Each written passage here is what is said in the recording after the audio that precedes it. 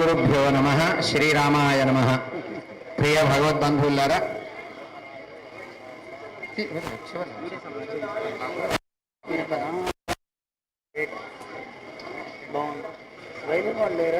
స్వామివారి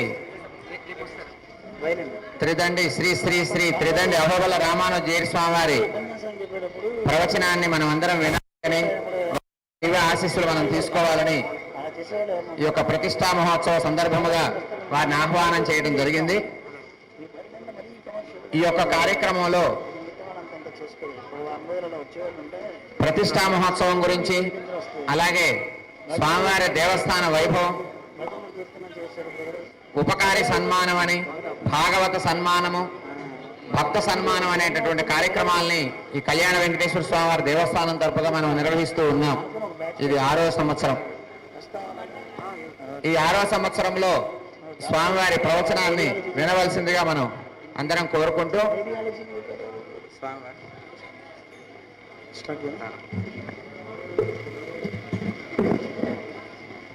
అందరూ నిశ్శబ్దంతో వినాలని కోరుతూ ఉన్నాను.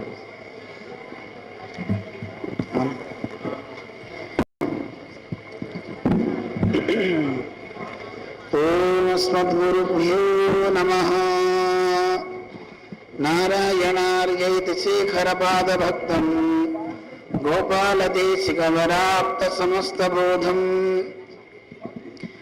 శ్రీజానకీశరణార్పితమానసాబ్జం నారాయణార్యైతి వర్యమహం ప్రపద్యే. యో నిత్యమచ్యుతపదాంబుజయుగ్మరుక్మ వ్యామోహతస్తదితరాణి తృణాయ మేనే అస్మద్గురోర్భగవతోస్య దయేకసింధోః రామానుజస్య చరణౌ శరణం ప్రపద్యే. జై శ్రీమన్నారాయణ. జై జై శ్రీమన్నారాయణ. భగవద్బంధువులారా, ఒకసారి నామాన్ని చెప్తాం, అందరం కలిసి అందాం. ఓపిక ఉంది అందరికీ? చెప్దాం. ముందు మనందరి చేతి మీద, మణికట్ట మీద శ్రీరామ నామం రాద్దాం. మనలో శక్తి బాగా రావాలి అనుకుంటే, పాజిటివ్ ఎనర్జీ అంటారు కదా, అది రావడానికి, మంచి మేధాశక్తి పెరగడానికి రోజు కాసేపు చేతి మీద శ్రీరామనామం రాయండి. రాస్తారా? నేను చెప్తూ ఉంటా, అంటూ రాయండి.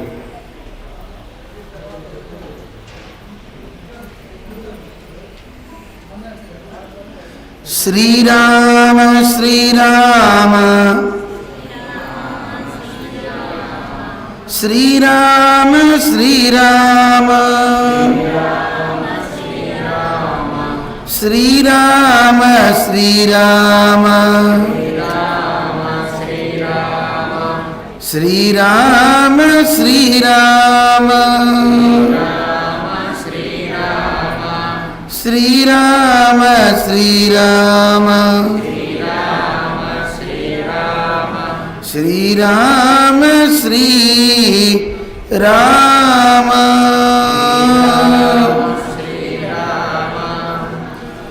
సీతారాం జయ సీతారాం, సీతారాం జయ సీతారాం.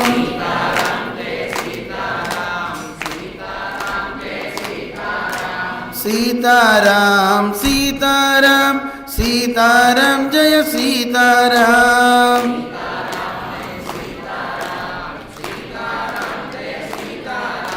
సీతారాం సీతారాం సీతారాం జయ సీతారాం.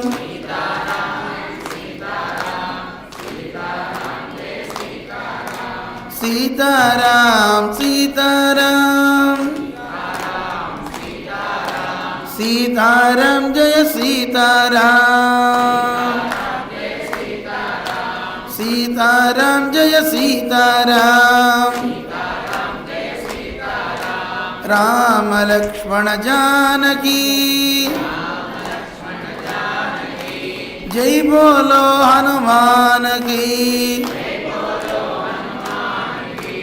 राम लक्ष्मण जानकी జై బోలో హనుమాన్ की राम लक्ष्मण जानकी जय बोलो हनुमान की जय बोलो हनुमान की जय बोलो हनुमान की जय बोलो हनुमान की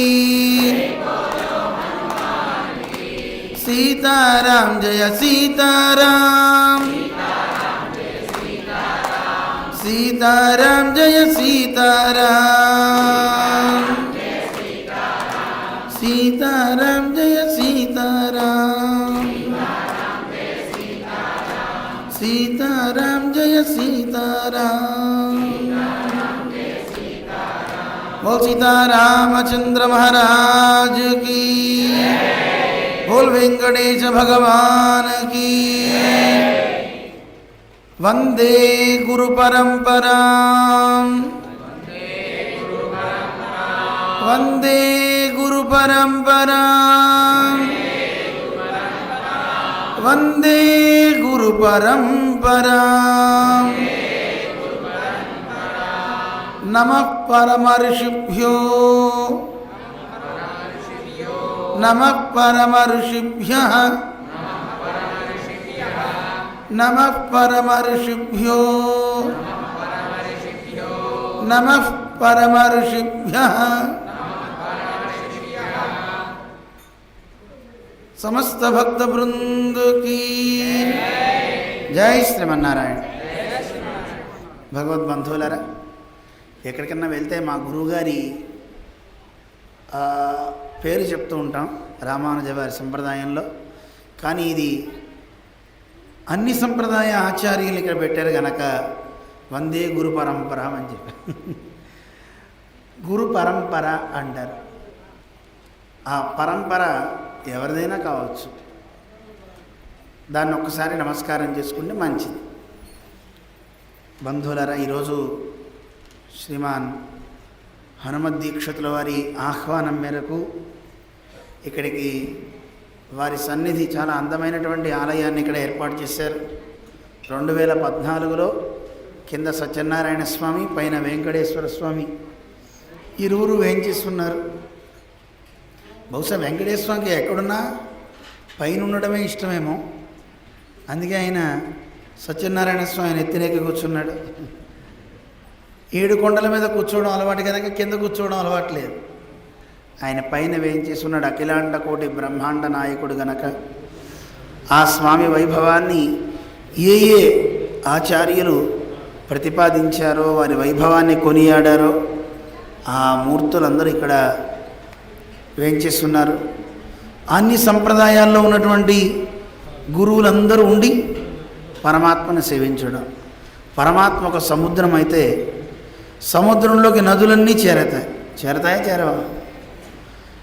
నదీనాం సాగరో గతి అంటారు. నదులన్నీ సాగరంలో చేరతాయి. అలాగే మా వికనసాచార్య స్వామిని వీరి గురువుగారు, వారి దగ్గర ట్రైనింగ్ అయి చక్కగా అద్భుతంగా హైటెక్ హైదరాబాదులో వెంకటేశ్వర స్వామిని స్థాపన చేసి చక్కని ప్రచారాన్ని చేసేటటువంటి మా హనుమత్ దీక్షిత్ స్వామివారు చాలా చక్కని కార్యక్రమాన్ని ఏర్పాటు చేసి అందరు గురువుల్ని సాగరం దగ్గరికి తీసుకొస్తున్నారు. ఆ గురు పరంపరలందరినీ ఒక చోటకి తీసుకొస్తున్నారు. సహజంగా ఒక చోట అందరూ ఉండడం కష్టం. రామానుజ వారు చెప్పిన దానికి, శంకర్లు చెప్పిన దానికి, మధ్వాచార్యులు చెప్పిన దానికి నిజానికి వాళ్ళందరూ చూసిన తత్వం ఒకటే, కానీ చూసిన తీరు వేరు.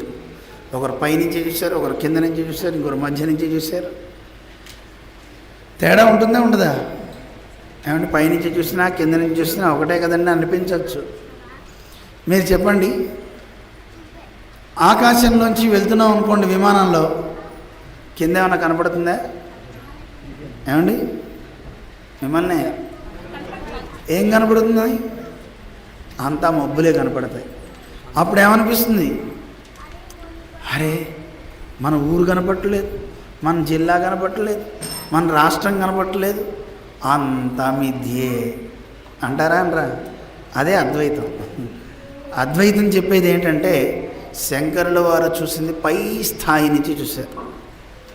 ఆ స్థాయి నుంచి చూడడం అనేది అందరికీ సులభం కాదు.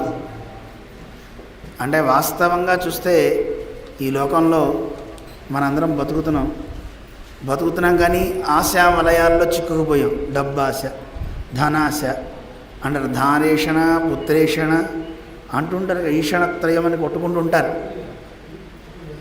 వీటిల్లో కొట్టుకోకండిరా నాయన, వద్దురా, మీరు చిక్కుకోకండి, ఇవన్నీ ఏం లేవు, ఉన్నదొక్కటే పరమాత్మ అంటూ ఆయన ఒక తత్వాన్ని చెప్పారు. శంకరులు చెప్పారంటే కారణం ఏంటంటే బౌద్ధాన్ని కొట్టడానికి. బౌద్ధవాదం అప్పట్లో ఎక్కువగా పెరిగిపోయింది. దేవుడు లేడు, ఏమీ లేదని చెప్పేటటువంటి ఆ వాదాన్ని నిరసించడానికి వాళ్ళది అంగీకరిస్తున్నట్టుగా చేస్తూ భగవంతుణ్ణి స్థాపన చేశారు అని మా గురువుగారు చెప్తూ ఉంటారు, జిఆర్ స్వామివారు. అందువల్ల అదొక స్థాపన.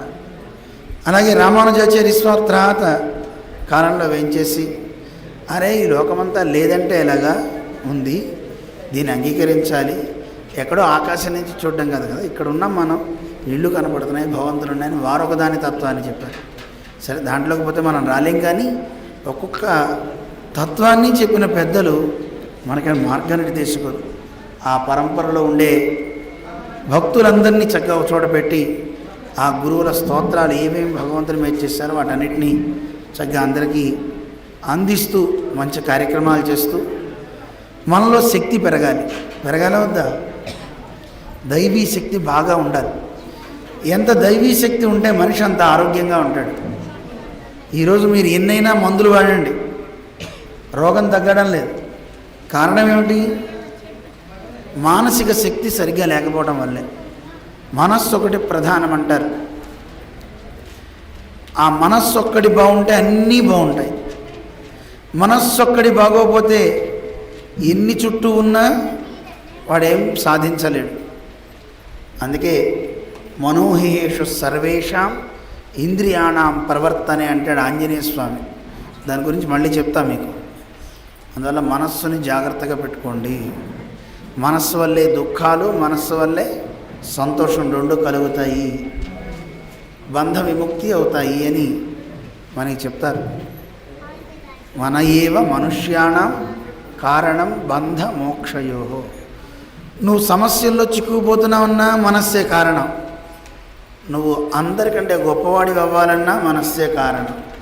నీ మనస్సుని సవ్యంగా అట్టిపెట్టుకో అని మనస్సుని మనకి నియంత్రించమని శాస్త్రాలు చెప్తున్నాయి. ఎందుకు ఈ ఉపన్యాసం చెప్తున్నాను తెలిసిన? ఆ మనస్సుని కంట్రోల్ చేసేవాడిని ఇక్కడ పెట్టారు. ఈయన ఎవరైనా సుదర్శన భగవానుడు. సుదర్శన భగవానుడు అంటే సామాన్యుడు కాదు. సుదర్శనం అంటే ఏమిటండి? శ్రీ మహావిష్ణువు చేతిలో ఉండే చక్రం. అది ఎప్పుడన్నా స్టాప్ అవుతుందా? ఎప్పుడు తిరుగుతూనే ఉంటుంది చక్రం. మన మనస్సు ఎప్పుడైనా స్టాప్ అవుతుందా? అది కూడా ఎప్పుడు తిరుగుతూనే ఉంటుంది.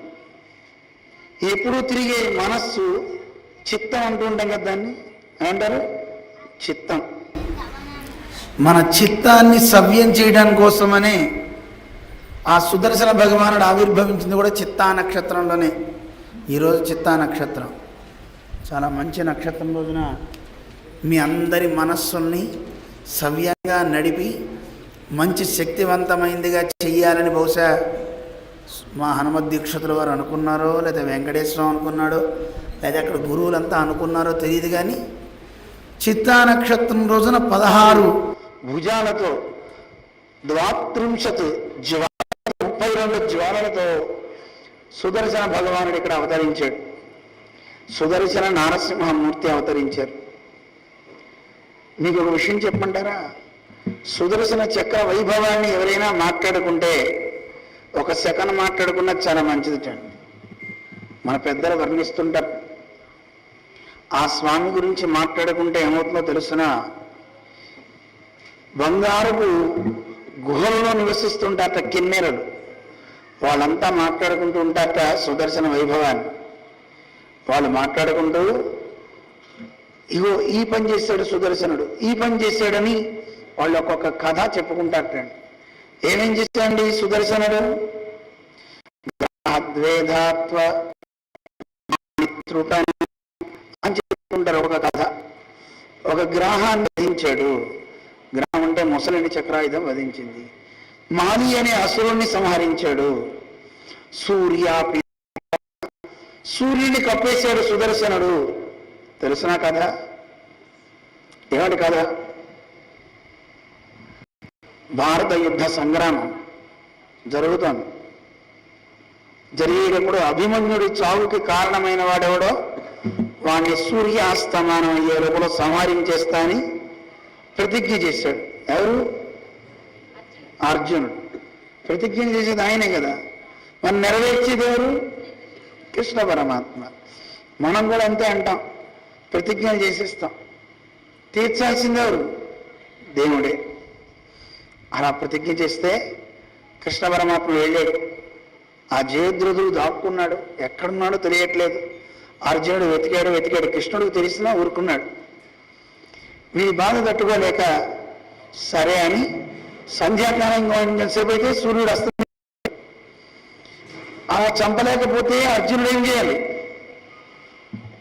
అగ్నిలో దూకి పోవాలి. అందుకని పరమాత్మ ఏం చేశాడు? చక్రాయుధాన్ని అడ్డు వేశాట. సూర్యాపిధాన, సూర్యుడిని కప్పేశాడు. ఏమండి, సూర్యుడిని కప్పేయచ్చా? తప్పు కదా. కృష్ణుడు మోసం చేశాడా చేయలేదా? చెప్పండి, వాస్తవంగా చెప్పండి. ధర్మం నిలబడాలంటే మోసం చేయాలా? మరి ఎందుకు చేయాలి? కృష్ణుడు అలా చేయకూడదు కదా. కృష్ణుడు తప్పేం చేయలా. సుదర్శన చక్రాన్ని అడ్డుపెట్టడం అంటే, సుదర్శనుడు ఒక సూర్యుడు కాదు, కోటి సూర్య సమప్రభ. ఒరే, ఒక్క సూర్యుడు ఉండగా కదరా నా భక్తుడు కోటి సూర్యుడు ఉండగా కొడతాడు నిన్ను అని సూర్యుడిని అడ్డుపెట్టేయండి. అడ్డుపెడితే అర్థమేంటి? కోటి సూర్యులు ఆకాశంలో నిలబడ్డట్టండి సుదర్శన చక్రం అంటే. మరి అంత కాంతి వస్తే కనపడుతుందే? మీరు చూడండి, ఈ పైన లైట్స్ పెట్టారు కదా, ఒక్కసారి లైట్స్ వంగ చూసి నన్ను చూడండి, నేను కనపడను. అంటే మీకు కాదు, నేను ఇప్పుడు దాని వంగ చూస్తే మీరు నాకెవరు కనపడరు. కళ్ళు చీకట్లు కమ్ముతాయి. మనం ధరించే కాంతి కంటే ఎక్కువ కాంతి కనుక వస్తే చూడలేము. చూడగలుగుతామా? చెప్పండి, చూడలేము. మీరు వినే సౌండ్ కంటే ఎక్కువ సౌండ్ వినగలుగుతారా? పెద్ద ఆటం బాంబు పేలిందనుకోండి, గుయ్యమనే సౌండ్ వచ్చి కొంచెంసేపు అయితే గుయ్యమని కూడా పోతుందండి. సౌండ్ పోతుంది, కర్ణమీరు పగిలిపోతుంది. అంటే ఇది బేర్ చేసే అంత శక్తి ఎంతో అంతే దేవుడు పెట్టాడు మనకి. అదే కొన్ని పక్షులు, జంతువులు ఉన్నాయండి, కొన్ని వేల కిలోమీటర్లు వచ్చే శబ్దాలు కూడా గమనిస్తాయి. ఎలుకలు చూసారా? భూమిలో కొన్ని వందల కిలోమీటర్ల కింద కదలిక ఏర్పడితే అవి పైకి వచ్చేస్తాయి.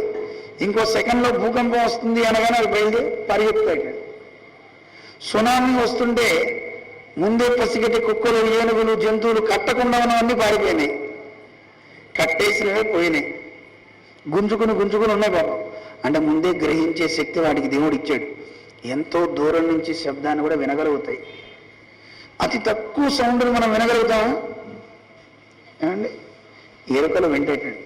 అందుకే మన వాళ్ళు కొన్ని తయారు చేశారు, ఎలుకలకి తలనొప్పి వచ్చే సౌండ్ చాలా తక్కువ సౌండ్ ఉంటుందండి. ఆ సౌండ్ దానికి తలనొప్పి వచ్చేసి అక్కడి నుంచి వెళ్ళిపోతాయండి. ఇళ్లలో అది పెట్టుకోమని చెప్తున్నారు ఈ మధ్య. విన్నారా మీరు ఎప్పుడన్నా? కానీ ఆ సౌండ్ మనకి తెలియదు. సౌండ్స్ ఉన్నాయి, ఎన్నో సౌండ్స్ ఉన్నా సౌండ్లను మనం గ్రహించే శక్తి మనకి లేదు.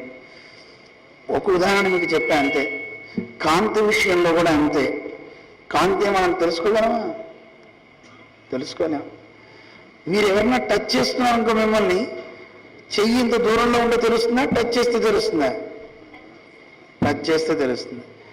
కానీ టచ్ చేయకుండానే ముట్టుకుంటున్నా అనుభూతి ఎవరికైనా కలుగుతుందా? ఎప్పుడైనా కలగదు. కానీ కొన్ని చెట్లు ఉన్నాయి చూసారా, టచ్ మీ నాట్ అంటారు. దాన్ని ముట్టుకోవడానికి మన చెయ్యి ఇలా వెళ్తుంటే ముడుచుకుపోతుంది. చూసారా ఎప్పుడైనా? అంటే దాని స్పర్శ జ్ఞానం చూడండి ఎంత ఉందో. ముందే గ్రహించగలుగుతుంది, ముట్టుకుంటుంది అని. ఎంత అద్భుతం! అందువల్ల మనకి శాస్త్రంలో ఇలాంటివన్నీ చెప్పారు. మనం ముక్కు దగ్గర పెట్టుకుంటే నీకు అది ఎక్కడో వంటశాలలో వండితే ఆ వాసన ఇక్కడికి వస్తుందా లేదా ఏమండి? కొంతమంది ఉంటారండి పక్క ఊళ్ళో చేసే వాసన కూడా పసిగట్టేస్తారు. ఎక్కడో మిరపకాయ బజ్జీ చేస్తున్నారు ఉండో అంటాడు, నీకు ఇలా వచ్చిందిరా ఇక్కడ ఏం లేదురా అంటాడు. కానీ ఎక్కడో 4 వీధుల అవతల ఎక్కడో చేస్తారు. వాడి ముక్కు అంత స్ట్రాంగ్గా, వాడి బాగా వాసన వచ్చేస్తుంది. అలాగే ఈ కళ్ళు మన కొంత కాంతిని మాత్రమే మనం గ్రహించగలుగుతాం. కానీ సూర్యకాంతి, సుదర్శన కాంతిని మనం భరించలేం. సుదర్శనుడు మహాజ్వాల, కోటి సూర్య సమప్రభ అంటారు. కోటి సూర్యుల కాంతి కలిగిన వాడు, పెద్ద ప్రకాశవంతమైనటువంటి రూపం. అలాంటి కాంతిని మనం చూడగలమా? అందుకే సూర్యాపిధాన ఇలా అన్నీ చెప్తారు ఆయన ఘట్టాలు. ఏమేం చేశాడండి ఆయన సుదర్శనుడు? ఇలాంటివి మాట్లాడుకోవాలండి. సుదర్శనుడు చేసిన గాథలు కొన్ని చెప్తా మీకు అంతే. కాశీ విప్లోష, మొట్టమొదటి ఏంటి? అందరూ అనండి ఒకసారి, కాశీ విప్లోష. అంటే కాశీ నగరాన్ని దగ్ధం చేసి పారేశాడు. ఎందుకు చేశాడు? చిన్నగా చెప్తా అన్ని. పౌండ్రక వాసుదేవుడు ఒక ఆయన, నేనే వాసుదేవుడిని, భూమి మీద ఇంకో వాసుదేవుడు ఉండడానికి వీల్లేదని నకిలీ వాసుదేవుడు వచ్చాడు. కృష్ణుడికి పెట్టేట, రే అబ్బాయి తీసే నీ సంగీ చక్రాలు అన్నట్ట. కథ చాలా పెద్దదనుకోండి. అప్పుడు వాడి మీదకి యుద్ధానికి కృష్ణుడు వెళ్ళాడు. అతనికి కాశీరాజు సపోర్ట్ చేశాడు. ఆ కాశీరాజు శిరస్సును ఖండించాడు కృష్ణుడు. ఈ పౌండ్రక వాసుదేవుని వధించాడు. వాడి కుమారుడు ఒకడు ఉన్నాడండి, కాశీరాజు కొడుకు సుద్యుమ్నుడని. వాడి కోపం వచ్చింది, సుదక్షిణుడు కోపం వచ్చి శివుణ్ణి ప్రార్థిస్తూ పూజలు చేశాడు. అభిచారకు హోమాలు చేశాడు. శివుడు ప్రత్యక్షమై ఏం వరం కావాలో కోరుకోమన్నట్ట. తన తండ్రిని చంపిన వాడిని చంపాలి, ఆ ఊరు వాళ్ళనందరినీ నాశనం చేయాలనగానే ఆయన ఆలోచించకుండా జటాజుటాన్ని నేలకేసి కొట్టాట. ఓ అద్భుతమైన భూతం వచ్చింది, వెళ్ళింది. నగరాన్ని కాల్చేయాలన్నట్టు వెళ్ళిపోతాం. ఆ వేడి కట్టుకోలేక అందరూ త్రాహి త్రాహి అన్నట్టు కృష్ణుడి దగ్గరికి. కృష్ణుడు అప్పుడు పాచికలు ఆడుతున్నాడు. ఆ పక్కన సుదర్శన చక్రం చూశాట. అంతే, ఏం మాట్లాడలా. సుదర్శన చక్రానికి ఒక శక్తి ఉందండి. ఇప్పుడు చూడండి, మీ ఇంట్లో పనివాడి వంక చూస్తే వాడికి అర్థం అవుతుందా, చెప్తే అర్థం అవుతుందా? చూస్తే ఏమర్థం? అన్ని ఇప్పుడు చూడండి, షాప్కి వెళ్ళి కందిపప్పు చూశారు, తెలుస్తుందా? ఇంట్లో ఊడవాలి, అవి సర్దాలి ఇవి సర్దాలి తెలుస్తుంది. మీ మనస్సు ఏదో అనుకుంటున్నారు. పనమ్మాయికి ఇప్పుడు పూలు తెప్పించుకోవాలి చూశారు, అర్థం అవుతుందండి, అర్థం.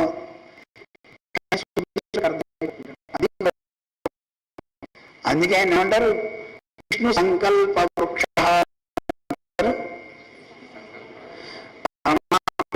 సింహాన్ని ఎరిగి పనిచేసేవాట సుదర్శన భగవానుడు. ఆయన చూడగా వెళ్ళే భూతం రాబోతుందో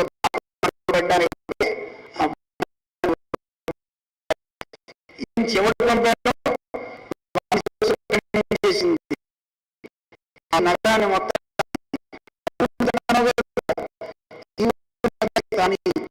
కాశీ నగరాన్ని దగ్ధం చేసింది. అందుకే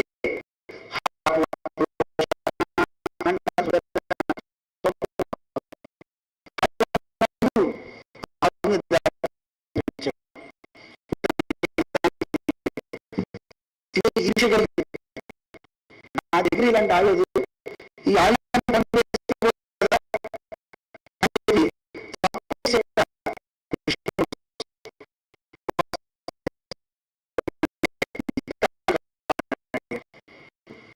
అంత గొప్ప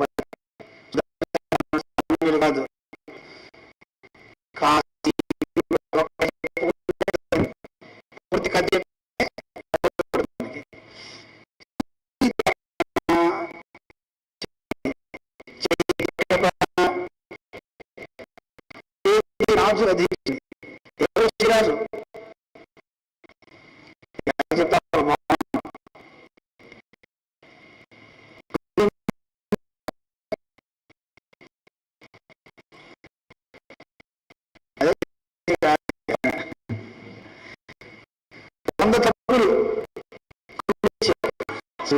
తెలిసింది. చేతి రా శిశుపాలు వాడిని వధించి పారేసింది. అందులో చైత్య క్షపణ సూర్యాపిధాన, సూర్యుని కప్పింది.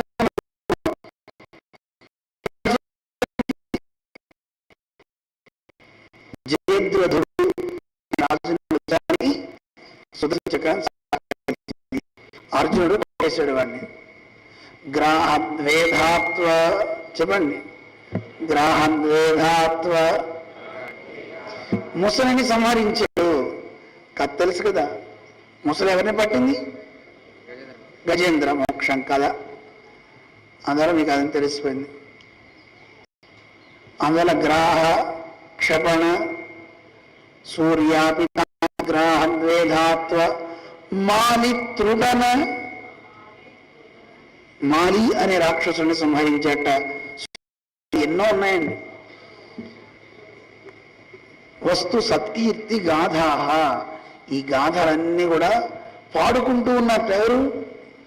గీయంతే కిన్నరీభి కనక గురం గిరి గుహ గేహినీభిర్యదీయా, బంగారపు గుహల్లో కూర్చుని వాళ్ళందరూ పాడుకుంటున్నారట. అలాంటి సుదర్శన వైభవాన్ని ఎవరు పాడుకుంటారో, ఎవరు వింటారో వాళ్ళందరికీ కూడా దేయాత్ దైతేయ వైరి. దైతేయ వైరి అంటే రాక్షసులకి వైరెవరు? పరంధాముడు నారాయణుడు. ఆయన మీ అందరికీ ఏమిస్తాడో తెలుసిన? ఏం కావాలి చెప్పండి మీ అందరికీ? మిమ్మల్ని మీ అందరికీ ఏం కావాలి? ఆరోగ్యం ఒకటేనా? ఆరోగ్యం ఉంటే డబ్బులు ఉండవు కదా. ఈవిడ బాగా చెప్పారు, భక్తి కావాలండి. నేను భక్తి ఉంటే దేవుడు అక్కడే ఉంటాడు. అందుకే సంపదలు ఇస్తాటండి. సంపద అంటే కేవలం డబ్బులే కాదు. అందుకే ఉత్త సంపద అని చెప్పలేదు. సకల భువన శ్లాఘనీయాం శ్రియం వహ దదాతు. పరమాత్మటండి సకల భువనాల్లో ఉన్న వాళ్ళందరూ సంతోషించేంత సంపదలు ఇస్తాట. ఇప్పుడు మీ దగ్గర సంపద ఉంటే ఆ సంపదను చూసి మీరు ఆనందించాలా, ఎదుటాడు ఆనందించాలా? మీ సంపదను చూసి ఎవరు ఆనందించాలి? మీరు కాదండి. ఎప్పుడు మన సంపదను చూసి మనం ఆనందించాం. వజ్రాల నెక్లెస్ కట్టుకున్నారనుకోండి, ఎవరు ఆనందించాలనుకుంటారు చెప్పండి? పొరుగింటాడు కదా, ఎవరైనా ఎదుటాడు. వాడు చూడకపోతే వాడు చూసేలాగా మాట్లాడితే దాన్ని అంట. అందుకని ఆభరణాలు వేసుకుని ఉన్నవాళ్ళు వాడిని చూసి అబ్బా అందరూ అంటారు, అబ్బబ్బు ఎంత బాగుంది, ఎక్కడ కొన్నావు ఈ రవ్వర నెక్లెస్ అని అడగాలి. అడగకపోతే వీళ్ళే కలిగించుకొని మరి ఇగో ఈ మా ఆయన కొనిపెట్టారు బాగుందా అని చూపించుకుంటారట. అప్పుడు కూడా వాళ్ళు ఏమనలేదనుకోండి, చాలా నిరుత్సాహపడిపోతారట. వాళ్ళు నానా రకాలుగా తిట్టుకుంటారట. చీర కొన్నా అంతే, మాట్లాడితే ఏం చేస్తారు? ఎందుకు? చాలా మంచి పట్టు చీర, గొప్పది కొన్నా అని. నువ్వు కొన్న చీర బాగుందని అందరూ అనాలి. అనాలా వద్దా? చీర ఒకటే కాదండి, మీరే కాదు, పురుషులు కూడా అంతేనండి. వాళ్ళు వాళ్ళు వేసుకున్న బ్రాస్లెట్. అందుకే మా దగ్గరికి చాలామంది వచ్చినప్పుడు చూపిస్తున్నారు, సోమవారం వెళ్దాం అంటాడు. ఎందుకు రానైనా అది అన్నిసార్లు అంటే ఊడి పడిపోతుంది నాకు. నీకున్నది నాకెందుకు చూపిస్తావు? అందుకని ప్రతి మనిషికి సంపదలు కావాలని కోరుకుంటారు. కానీ ఆ సంపదను చూసి అందరూ మెచ్చుకోవాలని కోరుకుంటారు, అందరూ బాగుంది అనాలని కోరుకుంటారు. కానీ పరమాత్మ ఇచ్చే సంపద ఎలాంటిదో చెప్పారండి. ఎలాంటి సంపదట? ఈ లోకంలో ఉన్నవాళ్ళు కాదు, మీ హైదరాబాద్ వాళ్ళు ఒక్కళ్ళే కాదు, 2 రాష్ట్రాల వాళ్ళే కాదు, ఆంధ్ర రాష్ట్రం మన భారతదేశమే కాదు, ప్రపంచ దేశాలే కాదు. సకల భువన శ్లాఘనీయాం శ్రియం, సకల లోకాల్లో ఉన్న వాళ్ళంతా కూడా ఆనందించేంత సంపద నీకు ఇచ్చుగాక ఆశీర్వచనం చేశారు కూర నారాయణ జీయరని సుదర్శన శతకంలో చెప్తారు. అలాంటి మంచి సంపదను మీకు ఇవ్వడానికి వచ్చాడు సుదర్శన భగవానుడు ఇక్కడికి 16 భుజాలతో. ఎవరికైనా చిత్తస్థైర్యం సరిగా లేకపోతే చిత్తా నక్షత్రం రోజు ఆ స్వామిని ఆరాధిస్తే ప్రతిరోజు పట్టుకోవచ్చు. చిత్తా నక్షత్రం ప్రధానం. ఆ రోజు చేసుకుంటే వాళ్ళ మనస్సులో ఉండే ఆందోళనలు తగ్గిపోతాయి, మంచి శక్తివంతులు అవుతారు. మానసిక బలం ఉంటే అన్ని బలాలు ఉన్నట్టే. అలాంటి సుదర్శన పెరుమాళ్ళ యొక్క మూర్తిని కైంకర్యం చేసుకున్నారు ఈ దంపతులు. వీళ్ళేనా? శేఖర్ గారు, శ్రీమతి లిఖిత ప్రియ దంపతులుగా మంగళాశాసనం చేస్తున్నాం. అలాగే ఈయన చేతిలో ఉండే ఆయుధం ఎవరు? ఆయుధం చక్రం. చక్రం ఒకసారి ప్రయోగిస్తే మనం చూడండి, ఏదైనా ఆయుధం విసిరాం అనుకోండి ఎవడి మీదైనా, అది అక్కడే పడిపోతుంది. కానీ పరమాత్మ చేతిలో ఉన్న ఆయుధం అలాంటిది కాదు, వెళ్ళి మళ్ళీ తిరిగి వస్తుంది. వస్తున్నారా? అలాంటిది ఆయుధం. అలాంటి సుదర్శన చక్రం ఎలా తిరిగి వస్తుందో ఇంకో ఆయుధం కూడా ఉందటండి. ఎవరా ఆయుధం? రామబాణం. రామబాణం ఒకసారి వేస్తే ఏమవుతుంది? వెళ్ళి పని చూసుకుని తిరిగి వస్తుందండి. ఈరోజు రామబాణాన్ని కూడా ప్రతిష్ఠ చేశాం మనం. ఎవరా రామబాణం? ఆంజనేయ స్వామి. ఆయనే చెప్పుకున్నాడు సుందరకాండలో. సీతమ్మను చూడ్డానికి వెళ్తున్నాడు. వెళ్ళి హనుమంతుడు ఏం చెప్పాడు? యథా రాఘవ నిర్ముక్త శరస్వసన విక్రమ గచ్చే త్వద్వద్ గమిష్యామి పురీం రావణ పాలితాం. రావణుడు పరిపాలించేటటువంటి లంకకి రాముడు వదిలిన బాణంలా వెళ్తా అన్నాడు. అంటే అర్థం ఏంటి? వెళ్ళి అక్కడే కూర్చోను, తిరిగి వస్తాను అని చెప్పడం. ఎంత బాగా చెప్పాయండి ఆంజనేయ స్వామి. అయితే ఇక్కడ పెట్టిన హనుమంతుడు సామాన్యమైన హనుమంతుడు కాదు. ఎలాంటి హనుమంతుని పెట్టారు? చేతిలో ఏముంది? ఆయన చేతిలో సంజీవని ఉంది. ఇంకో చేతిలో ఏముంది? గద ఉంది. ఈ రెండు ఎందుకో చెప్తా. హనుమంతుడు లేకపోతే రామాయణం సున్నా. హనుమంతుడు ఉంటేనే రామాయణం పరిపూర్ణమవుతుంది. ఎలాగో తెలుసిన, బ్రహ్మాస్త్రాన్ని ప్రయోగించాడు ఇంద్రజిత్. ఆ ఇంద్రజిత్ వేసిన బ్రహ్మాస్త్రానికి వానరుడు, రామలక్ష్మణుడు అందరూ మూర్చిపోయారు, ఎవ్వరు బతికిలేరు. అలాంటి సమయంలో కాగడా పట్టుకుని విభీషణుడు వెళ్తున్నాడు. అందరూ ఆ అస్త్రానికి మూర్చిపోతే ఒక్క జాంబవంతుడు మాత్రమే కళ్ళు మూతలు పడుతున్నాయి కానీ తేరుకుని ఉన్నాడు. విభీషణుడు వెళ్ళి అడిగేట, తాత ఎలా ఉన్నావు అని అడిగితే, నేను విభీషణుణ్ణి అని అన్నట్ట. అప్పుడు జాంబవంతుడు ఏమన్నాడు తెలుసిన? విభీషణ, హనుమంతుడు ఎలా ఉన్నాడు అని అడిగాడు. ఏమని అడిగాడు? అప్పుడు జాంబవంతుడు విభీషణుడు చెప్పాట, తాత రాముడు బాగున్నాడా లేదా అని అడగాలి, లక్ష్మణుడు బాగున్నాడా లేదా అని అడగాలి, లేదు మన వానరు రాజైన సుగ్రీవుడు బాగున్నాడా లేదా అని అడగాలి. ఈ ముగ్గురిని వదిలిపెట్టి హనుమంతుడు ఉన్నాడా లేదా అని అడుగుతామే. అడిగితే అప్పుడు చెప్పాడు జాంబవంతుడు, నేనే పడిపోయానంటే మా వానరులు ఎవరు ఉండరు, ఎవరు ఉండరు. ఇంతమంది పడిపోయినప్పుడు ఒక్క హనుమంతుడు గనక బతికి ఉండకపోతే వీళ్ళందరూ బతికున్నా వ్యర్థమే. హనుమంతుడు ఒక్కడు బాగున్నాడా? రామలక్ష్మణుడు బాగుంటారు, సుగ్రీవుడు బాగుంటారు, అందరినీ బాగు చేయగలిగేవాడు ఒక్కడే. ఆయన ఎలా ఉన్నాడో చెప్పు అని అడిగితే ఆ పక్కనే హనుమంతుడు ఉన్నట్టు. హనుమంతుడిని బ్రహ్మాస్త్రం ఏం చేయలేదు. తాత అని పాదాలు పట్టుకున్నట్టు హనుమంతుడు.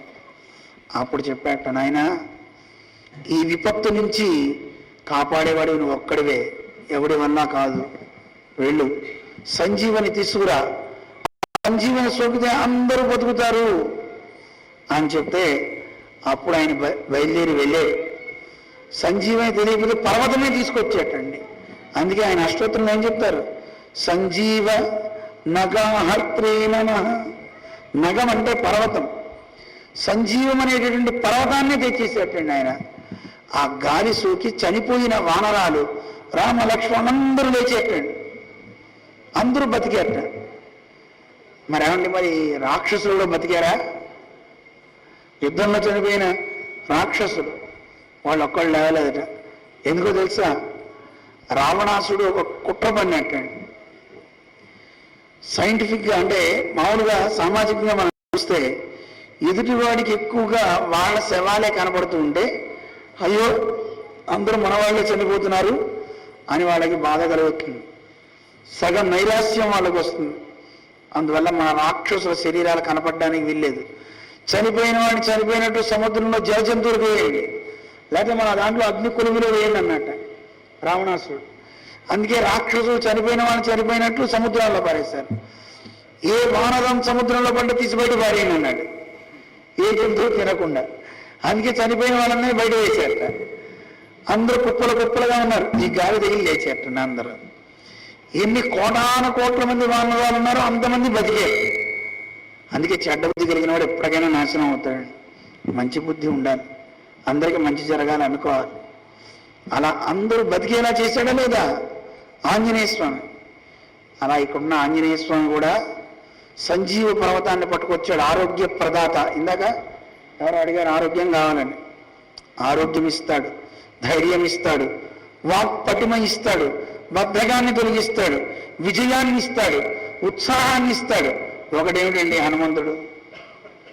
మనం చదువుతూ ఉంటాం కదా, అజాడ్యం వాక్పటుత్వంచ హనుమస్మరణాన్ భవేత్ అంటాం కదా. హనుమంతుని స్మరణ చేస్తే అన్నీ కలుగుతాయి, అన్నీ ఇస్తాడు. అలాంటి ఆంజనేయ స్వామి ప్రతిష్ట చక్కగా జరిగింది ఈరోజు. ఈ ఆంజనేయ స్వామికైనా సుదర్శనుడికైనా ఎవరి మీద భక్తి అండి? భగవంతుడి మీద, ఆయన పాదాల మీద భక్తి. అందుకే ఆ పాదాలను కూడా పెట్టారు. ఏమిటి ఆయన పాదాల్లో ఉండే గొప్పతనం? ఏముంటుందండి పాదాల్లో?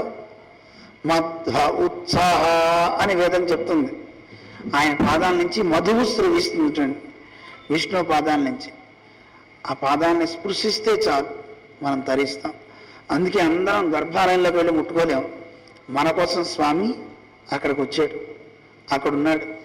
తిరుమల కొండ ఎక్కేటప్పుడు చూసారా పాదుకలు ఉన్నాయి? ఎందుకున్నాయి పాదుకలు చెప్పండి, తెలుసా? తెలీదా? భగవద్ రామానుజాచార్య స్వామి వారు వారి గురువు గారి దగ్గర చదువుకుంటున్నారు. వారి గురువు గారి పేరు తిరుమల నంబి. ఏం పేరు? తిరుమల నంబి. ఆయన్నే శ్రీశైల పూర్ణులు అంటారు. అది పెద్ద కథ కానీ చిన్నగా చెప్తా.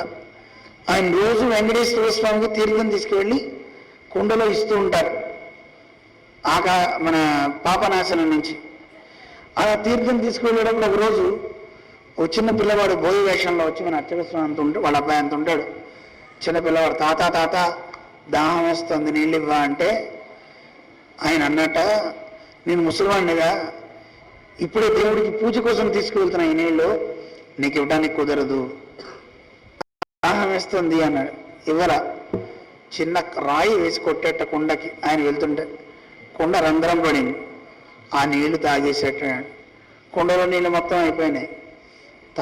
వెంటనే ఆ తాత అన్నట్ట, ఓరి మందభాగ్యుడా, ఎంత పని చేసావు, నేను మళ్ళీ అంత దూరం వెళ్ళలేనురా, ఎలా ఇప్పుడు ఆ స్వామికి ఆరాధనగా నీళ్లు తీసుకువెళ్ళేది అని బాధపడితే, ఆ పిల్లవాడు చిన్న బాణం తీసుకుని ఆ కొండ మీదకి విసిరాట. అదిగో తాత, ఈరోజు అంత దూరం వెళ్ళకు, ఇక్కడి నుంచి వచ్చే నీళ్లు తీసుకెళ్ళన్నాడు. అదే ఆకాశగంగ. ఏమంటారు? ఆకాశగంగ తీర్థం. ఆ తీర్థం తీసుకుని వెళ్ళేట. అర్చకుల్లోకి పెరుమాళ్ళు ఆవహించి, ఈ రోజు నుంచి ఆకాశగంగ తీర్థమే నాకు కావాలి అని చెప్పారట.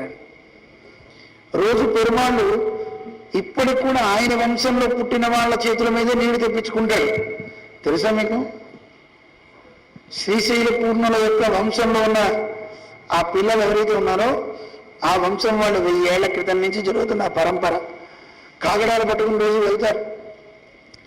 ఎంత తుఫాన్ రానియండి, ఏది రాని నీళ్ళు అక్కడి నుంచే తేవాలి ఆరాధనకి. అలా తీసుకొస్తారు, నడిచి వెళ్ళి నడిచి తీసుకొస్తుంటారు ఆ తీర్థాన్ని. ఆ తీర్థంతోనే దేవుడికి ఆరాధన జరుగుతుందన్నమాట. దేవుడు నీళ్లు తాగాలంటే ఆకాశగంగ తీర్థం. శ్రీశైల పూర్ణ వారి చేత్తో ఉన్న నీళ్ళే తాగుతారు ఆ వంశం. అలాంటి మహనీయులు రామానుజుల వారికి పాఠం చెప్పడానికి కొండ కిందకు వచ్చారు. అప్పట్లో రామానుజు వారి ఆదిశేష పర్వతం అనే కొండ ఎక్కేవారు కాదు, తొక్కలేదు, కింద కూర్చొని చదువుకున్నట్ట. అప్పుడు రామానుజుల వారి మీద ప్రేమతో, ఈయన మీద ప్రేమతో స్వామి వీళ్ళు రామాయణం చదువుతున్నప్పుడు అక్కడ పచ్చకర్పూరపు గుబాళింపు వచ్చిందండి. ఇంత కర్పూరం వస్తుంది, ఎక్కడి నుంచి వస్తుందా అని అటు ఇటు వెతికితే ఆ పొదలలో పరమాత్మ యొక్క పాదాలు ఆవిష్కరించేటండి. ఆ పాదపు అడుగులు అవి వెంకటేశ్వర స్వామి అక్కడ రామానుజుల్ని వారి గురువు గారిని అనుగ్రహించడానికి వచ్చి నిలబడ్డారు. అలాంటి పాదాలు ఇప్పుడు భక్తుల కోసం స్వామి, ఎక్కలేని వారి కోసం, లేదు ఆర్తి బాగా కలిగిన వాళ్ళ కోసం అక్కడ ఆవిర్భవించాడు. ఆయన పాదాలు పట్టుకోండి, స్మరించండి. చేయకూడదా? గొప్ప పాదాలండి. అటువంటి అమృతత్వాన్ని ఇచ్చే గొప్ప పాదాలు. ఆ పాదాల మీదే బోల్డ్ ఉంది. అటువంటి గొప్ప శ్రీ చరణాలు మనందరికీ రక్షకంగా శ్రీ వెంకటేశ చరణౌ శరణపద్యే అంటూ మనకి ప్రతివాది భయంకరం అన్నన్న స్వామి సుప్రభాతం తర్వాత ఆ ప్రపత్తి శరణాగతిలో ఇచ్చే పాదాల మీదే ఎన్నో శ్లోకాలు ఉన్నాయి, అద్భుతమైన శ్లోకాలు. ఇక ఆయన వేసుకున్న పాదుకల మీద 1000 శ్లోకాలు ఉన్నాయి. పాదుకా సహస్రమని వేదాంత దేశకులని మహానుభావులు చెప్పారు. అవన్నీ వింటుంటే ఎంత అద్భుతంగా ఉంటుందో. ఒక పాదుకలు వాటి గొప్పతనం, పాదాలు వాటి గొప్పతనం. అటువంటి ప్రతిష్టా కార్యక్రమం జరిగింది. ఇవన్నీ మన కోసమే. ఎవరి కోసం? మన కోసం. ఆంజనేయ స్వామి ప్రతిష్టగా చేసినటువంటి దంపతులు శ్రీమాన్ ఎవరు? ఆంజనేయ స్వామి విగ్రహదాతలు ఎవరు? చంద్రశేఖర్ రెడ్డి, ప్రమీల భారతి దంపతులు వాళ్ళు. అలాగే పాదుకులు గడ్డం సురేష్, శ్రీమతి మంజుల దంపతులు. వారు ఆ మూర్తి కైంకర్యం చేసుకున్నారు. ఇతోధికంగా మీరందరూ చక్కగా రండి, మంచి నేర్చుకోండి. మన స్వామికి మంచి నేర్పుతున్నారు, అందరినీ కలుపుతున్నారు. మనం బలంగా తయారవ్వాలి, సంప్రదాయ రక్షకులం కావాలి. మనం ఒక్కొక్కరు ఒక్కొక్క సుదర్శనంగా తయారవ్వాలి, ఒక్కొక్కరు ఒక్కొక్క హనుమంతుల్లా తయారవ్వాలి. అవ్వాలా వద్దా? ఏమిటి తయారవడం అంటే? సమాజంలో ఉన్న వారందరి బాధలు తొలగించే శక్తి కలిగిన వాళ్ళం కావాలి. హనుమంతుల్లా అందరం మన సంప్రదాయానికి భక్తులకి ప్రాణంలా అవ్వాలి. అవ్వాలా వద్దా? ఆ శక్తిని స్వామి ఇస్తాడు పెరుమాళ్ళు. ఇక్కడ మన హనుమత్ దీక్షితులు వారు, ఆయన పేరు చూడండి, హనుమంతుడే దీక్షగా కలిగిన వారు ఆయన. హనుమత్ దీక్షితులు అంటే హనుమంతుళ్ళ వినయం, విధేయత, నిదానం అన్ని చక్కగా ఆయనలో ఉన్నాయి. మంచి వాక్కు, మంచి గురువుని చక్కగా మీరు ఆశ్రయించుకొని చక్కగా నేర్చుకుంటున్నారు. మీ అందరికి కూడా అనేక మంగళాశాసనాలు చేస్తూ మళ్ళీ మనందరం కలిసి మంచి కార్యక్రమాలు చేద్దాం. అందరికీ అనేక మంగళాశాసనాలు. జై శ్రీమన్నారాయణ.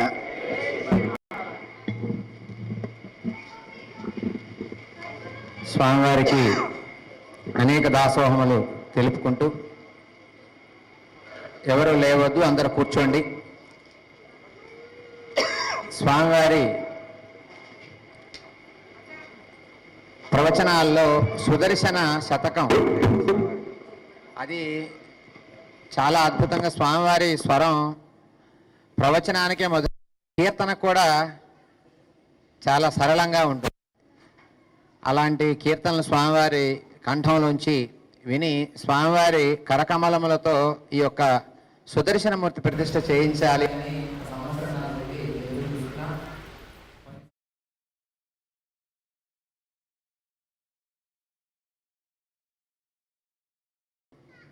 ఆలయాన్ని భక్తులకు ఇంకా అందుబాటులోకి వచ్చే విధంగా ఇది ఇంకా ఒక రూపాన్ని, పూర్తి రూపాన్ని ధరించి భక్తుల సౌలభ్యంగా ఉండే విధంగా రావాలి అని స్వామివారి మంగళాశాసనాలు ఇవ్వాలని నేను భక్తుల తరపుగా ప్రార్థన చేస్తూ, ఆ సంప్రదాయం మనం అందరం పాటించాలి, విధానాన్ని మనం నడుపుకోవాలి. అందరం భక్తిగానే ఉన్నాం, పరిణితి భక్తి రావటం లేదు. అది మనందరం సంప్రదాయంలో ఉంటే మనకు వస్తుంది కనుక ఆ సంప్రదాయాన్ని మనం అందరం ఆశ్రయించాలి. ఏదో ఈవేళ ఉన్నాం, ఇక సాయంత్రం నుంచి మళ్ళీ మన పని మనదే అనేటటువంటి సిద్ధాంతం కాదు. మనది సనాతన సంప్రదాయం కనుక ఎప్పుడు చూసినా ఒకేలాగా కనపడే విధానం మన భక్తి. అలాంటి శిక్షణ మనందరం పొందాలి అంటే లాంటి ఆచార్యులు వారిని మనం గురువుల్ని పిలిచి వారి సేవ చేస్తే తప్ప మనకి స్వామివారి తత్వం మనకి అర్థం కాదు అనే సిద్ధాంతంలో జగదాచార్యులు వారిని వారి యొక్క వాంగ్మయం అంతా కూడా చదివి మరి ఏ ఏ శతాబ్దాల్లో ఎవరున్నారు ఒకరికొకరికి సంబంధం లేదు కాలంలో కూడా.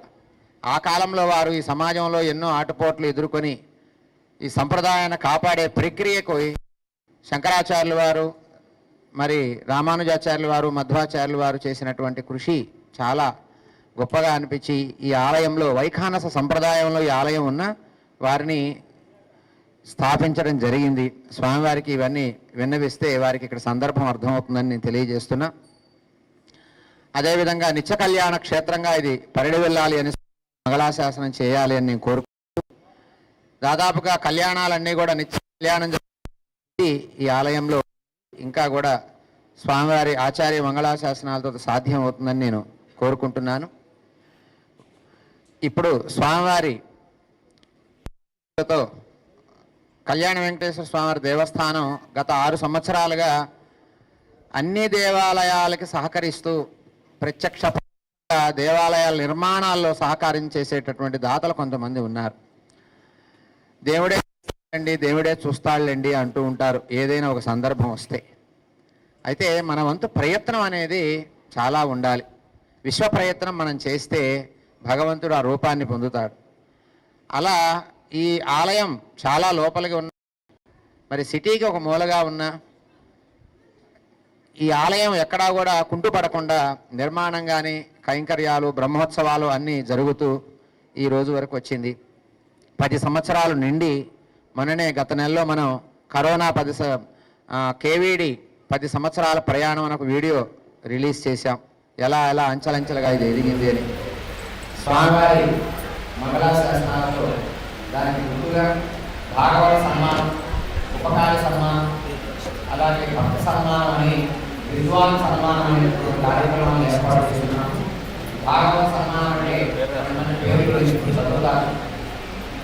ఆలయానికి నిర్మాణంలో విగ్రహ రూపంగా కావచ్చు, నిర్మాణ రూపంలో కావచ్చు, మీ యొక్క ధనాన్ని ఖర్చు పెట్టే భక్తితో ఈ యొక్క కార్యక్రమానికి సహకరించేటటువంటి వారికి స్వామివారి మంగళాశాసనాలు పంపించాలి అని ఏర్పాటు చేయడం జరిగింది. రెండవది ఉపకార సన్మానం. ఉపకార సన్మానం అంటే వృద్ధాశ్రమాలు, అనాథాశ్రమాలు చాలా తక్కువ సమయంలో నిర్వహణ చేయాల్సి వస్తుంది. వారి డబ్బునే ఖర్చు పెడుతూ వారి సమయాన్ని వెచ్చిస్తూ మానసిక వికలాంగులు కావచ్చు, అనాథులు, అనేక వ్యాధులతో కొట్టుపిల్లాడిన వాళ్ళందరినీ చేరతీసి ఆశ్రమాలు నడుస్తూ ఉంటారు. అటువంటి వారిని వేదిక నేను ఆహ్వానం పడుతూ స్వామివారి యొక్క మంగళాశాసనాలు ఇస్తే ఇక్కడ చూసినటువంటి వారు ఎంతోమంది ఆశ్రమాలకు పోయి సహకారం చేస్తున్నారు. దానివల్ల ఆ యొక్క ఆశ్రమాలు ముంచి వెళ్తూ ఉంటాయి.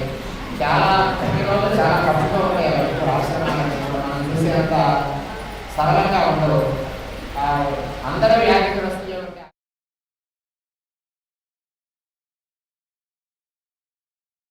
ఆ నిర్వాహకుల్ని వేదిక దగ్గరికి తీసుకొస్తే మీరందరూ ఒకరు చూసి ఆశ్రమాలకు సహకారం చేస్తారు అనే ఉద్దేశంతో వారు చేసేటటువంటి ఉపకారానికి ఉపకారి అనే బిరుదుతో స్వామివారి మంగళాశాసనాలు ఇప్పించాలి అని, అలాగే విద్వాన్ సన్మానం అని ఒకటి ఏర్పాటు చేశాం. చదువులో, కళల్లో, మరి అన్ని రంగాల్లో వృద్ధి పొందేటటువంటి వారికి ఆచార్య అనుగ్రహం కావాలి అనేటటువంటి ఉద్దేశంతో ఈ యొక్క కార్యక్రమాన్ని ఏర్పాటు చేశాం. ఇది 6వ సంవత్సరం జరుగుతుంది.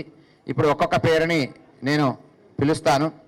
వచ్చి దయచేసి ఎవరి పేరైతే పిలిచాం వారు వచ్చి స్వామివారి చేతుల మీదుగా ఆ యొక్క ఆశీర్వచన పత్రాన్ని తీసుకోగలరు అని నేను విజ్ఞప్తి చేస్తూ ఉన్నాను. మొదలుగా భాగవత సన్మాన కార్యక్రమాన్ని మనం ఇప్పుడు చూద్దాం.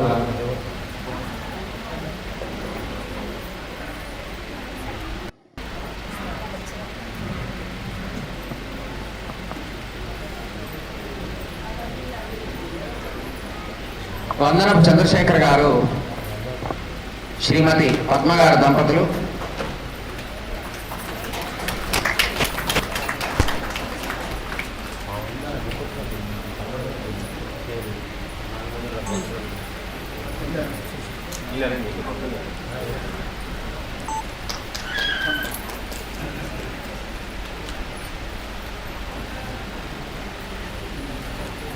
స్వామివారి ఫోటో ఇట్రా వస్తుంది. ఓకేనా ప్రేమ? ఓకేనా? అట్నుంచి ఓకేనా? ఇట్నుంచి మరి అది క్రాస్ రవికుమార్ గారు, ధనలక్ష్మి గారు దంపతులు.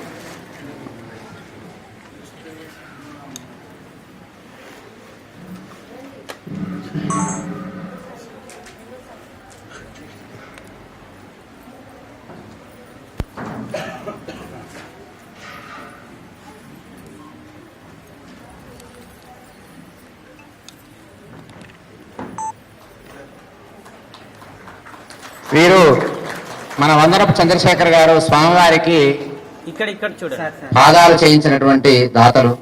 అలాగే మా రవికుమార్ గారు దంపతులు బడంపేటలో ఉంటారు. ప్రతి నెలలో కూడా అన్ని సేవల్లో పాల్గొంటూ ఉంటారు. వారికి స్వామివారి ఆశీస్సులు కోరుకుంటూ ఉన్న కమలాపురం రమేష్ రెడ్డి గారు, రెడ్డి పల్లవి గారు. తర్వాత కానుకలను శివ శ్రీమతి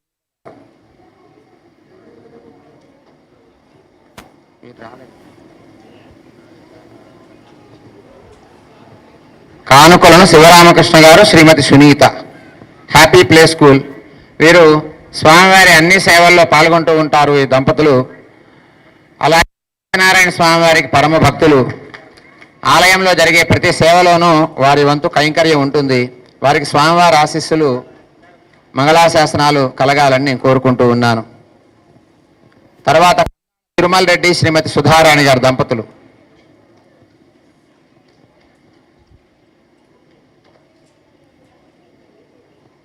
తుర్కెంజాల్ వాస్తవ్యులు వీరు.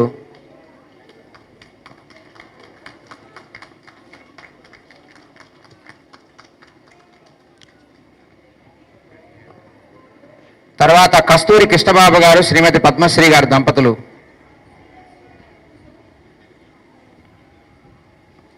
వీరు నల్గొండ వాస్తవ్యులు. ఎంతో మందిని నల్గొండ నుంచి ఇక్కడికి పంపించడం జరిగింది. మా దీక్షితులు గారు చాలా మంచిగా అన్ని దూరంగా నమస్కరించుకోండి, అన్నీ చెబుతారు, మీరు వెళ్ళండి అని ఎన్నో కుటుంబాలని ఈ ఆలయానికి పంపించడం జరిగింది. చాలా భక్తితో వారికి స్వామివారి ఆశీస్సులు కలగాలని నేను కోరుకుంటూ, మల్యాల పాపయ్య గారు, శ్రీమతి ఝాన్సీ, మల్యాల పాపయ్య గారు, శ్రీమతి ఝాన్సీ గారు. వీరు రాలేదనుకుంటా స్వామి. ఇప్పుడు ఉపకారి సన్మానం అనేటటువంటి కార్యక్రమం నడుస్తుంది. శ్రీమాన్ శ్రీ గట్టు గిరి గారు, నాదర్గూల్ గిరి గారు రావాలి.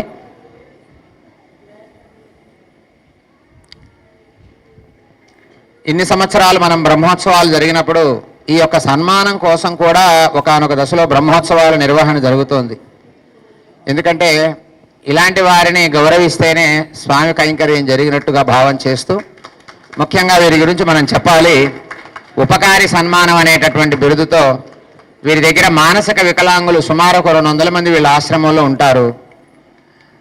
వారికి కూర్చోవటం, తినటం, పడుకోవటం ఏమీ తెలియవు. ఒంటి మీద బట్టలు ఉన్నాయా లేవా తెలియనటువంటి అంత మానసిక వికలాంగులు ఒక 200 మంది సుమారు ఉంటారు. వారందరికీ మందులు ఇవ్వటం చాలా కష్టమైన పని. మీరందరూ వెళ్ళి దర్శించండి. వారు ప్రతిరోజు ఒక అంబులెన్స్ పెట్టుకొని ఎర్రగడ్డ హాస్పిటల్కి బాలేని వాళ్ళని తీసుకెళ్ళటం, ఇలా ఒక ప్రజాసేవ, ఒక మానవతా దృక్పథంతో వారు చేస్తున్నారు. నేను వెళ్ళి చూసా. ఈ యొక్క కార్యక్రమానికి స్వామివారు వస్తున్నారు, వారి చేత ఆశీస్సులు ఇప్పించాలి అనేటటువంటి ఉద్దేశంతో ఈ యొక్క కార్యక్రమం చేశాం. ఎందుకంటే ఉపకారి సన్మానం చేయించుకునేవారు ఒకరే కనబడ్డారు, ఎక్కువ కనబడట్లేదు. ఎందుకంటే బాధ్యతలు ఎవరు తీసుకోవటం లేదు. అందువల్ల ఉపకారిగా ఎవరైనా ఉన్నారా ఈ యొక్క సమాజానికి సేవ చేసేవారు అని అంటే కనబడటం లేదు. అందువల్ల ఉపకారి ఒకరే వచ్చారు, గట్టుగిరి గారు. ఇప్పుడు విద్వాన్ సన్మానం జరుగుతుంది. శ్రీ అమరనాథ్ ధోత్రే గారు, జోగులాంబ గద్వాల్. వీరు అమరనాథ్ ధోత్రే గారు. వీరి గురించి ఒక మాట చెప్పాలి.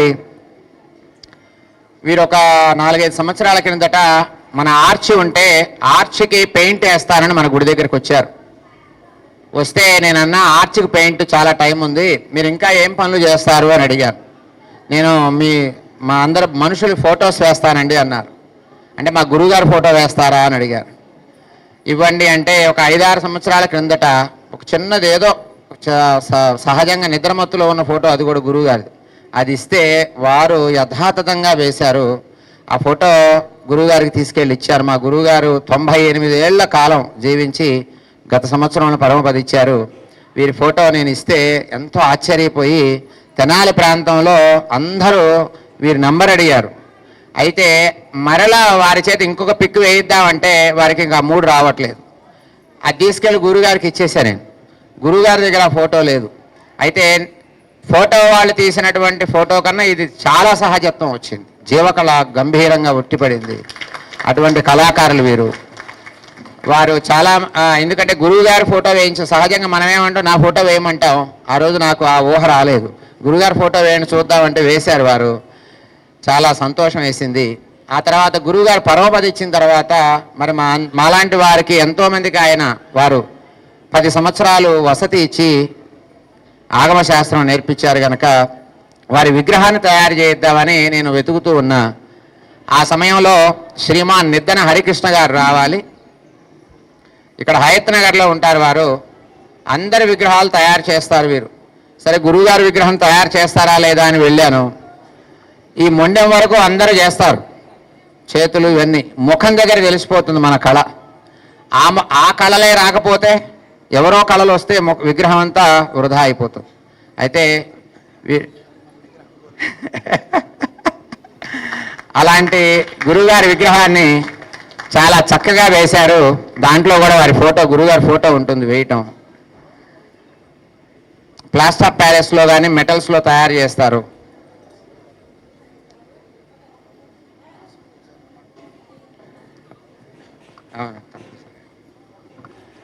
ఇలా ఈ యొక్క కార్యక్రమాన్ని చేస్తారు. ఇప్పుడు బాలికలు రావాలి. విద్వాన్ సన్మానం ఉన్నది. బాల విద్వాన్ అనేటటువంటి పేరుతో చిన్నపిల్లల్ని కళారంగాల్ని బాగా ప్రోత్సహించి వారి తల్లిదండ్రులు కూడా ఆ పిల్లల్ని ప్రోత్సహిస్తూ ఉన్నటువంటి వారికి, ఆ కళలో నైపుణ్యం పొందినటువంటి వారికి కళ్యాణ వెంకటేశ్వర స్వామి వారి దేవస్థానం చేసేటటువంటి ఆశీర్వచనంతో విద్వాన్ సన్మానం. ములుగు లక్ష్మీ శ్రీనిత్య రమేష్ రెడ్డి గారు.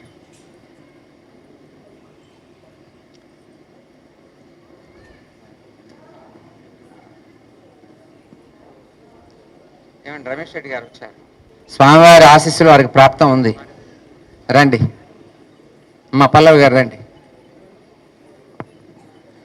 శ్రీమాన్ వీరు రమేష్ రెడ్డి గారు, రెడ్డి పల్లవి గారు దంపతులు చిత్తూరు వాస్తవ్యులు, ఇప్పుడు నాగోల్లో ఉంటున్నారు. చాలా సౌమ్యులు.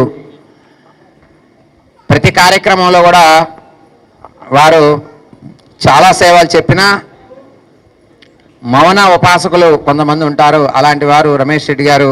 ఈ యొక్క సేవలన్నింటిలో వారి భాగస్వామ్యం ఉంటుంది. ఇక్కడ ఏం జరుగుతుందనేటటువంటి విషయాలన్నీ కూడా ఉంటాయి.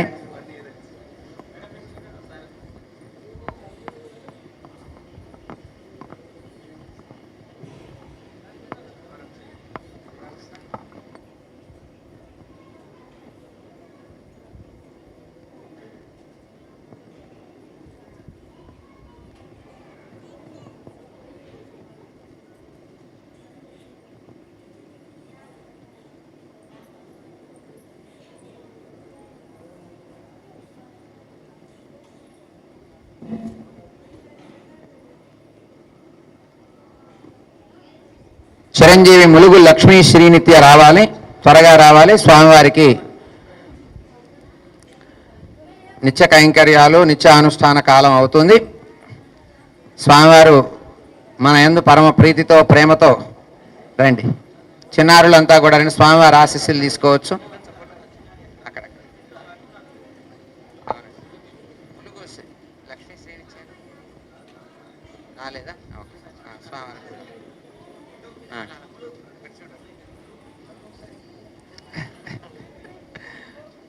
మేకప్లో ఉందండి ఇప్పుడు అనలే.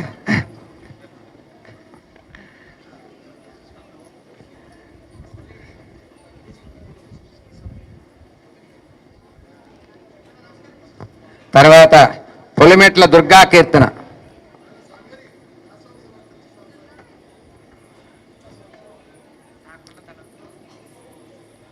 పులిమెట్ల దుర్గా కీర్తన.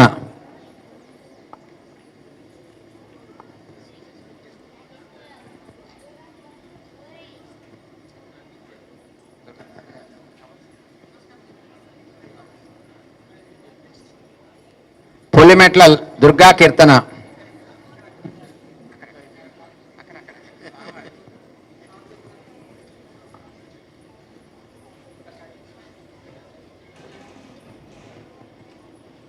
తర్వాత యక్షికా తాళ్ళ.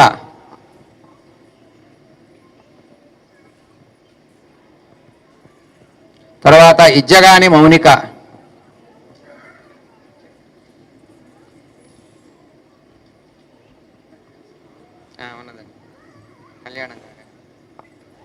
ఇజ్జగాని మౌనిక.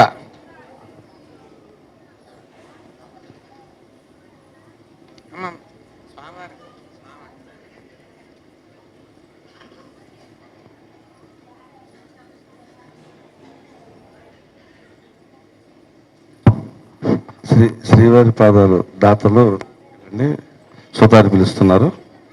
శ్రీవారి పాదాలు దాతలు.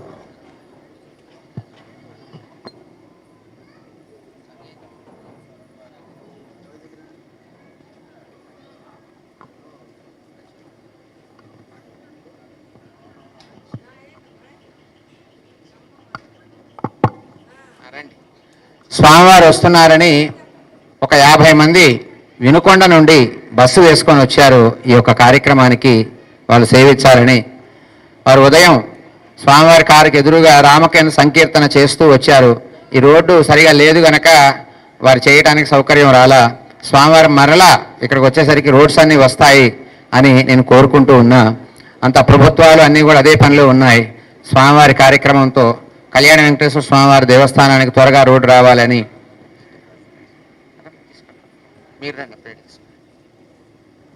అమ్మా, ఈ సేవా సంఘం వారు రండి.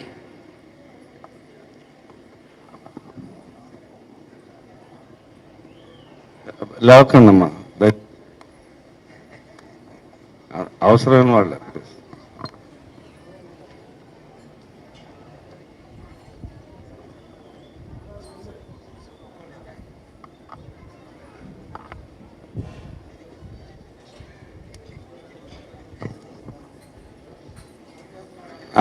శిల్పి పిలుస్తు శ్రీవారి పాదాలు దాతలు, గణపతి దాతలు పిలుస్తున్నారు. కిందకి వెళ్ళండి నిమ్మలంగా.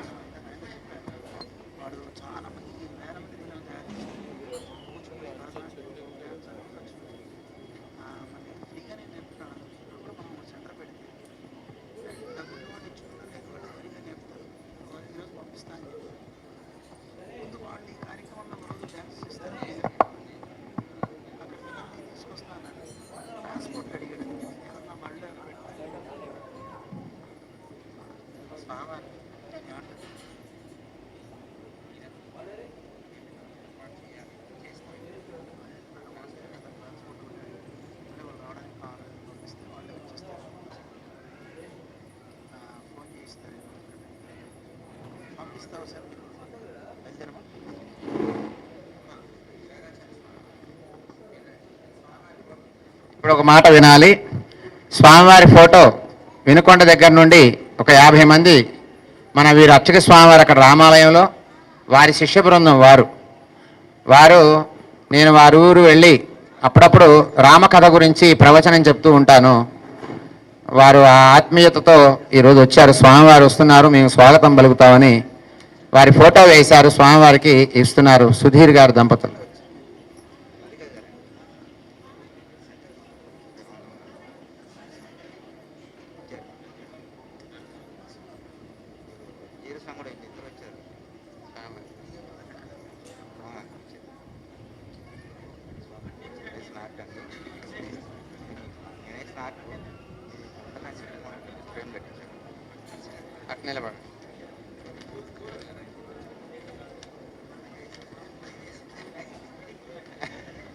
ఫోటోకి అనుకూలంగా ఉంది. ఫోటోకి అనుకూలంగా నిలబడండి అమ్మా.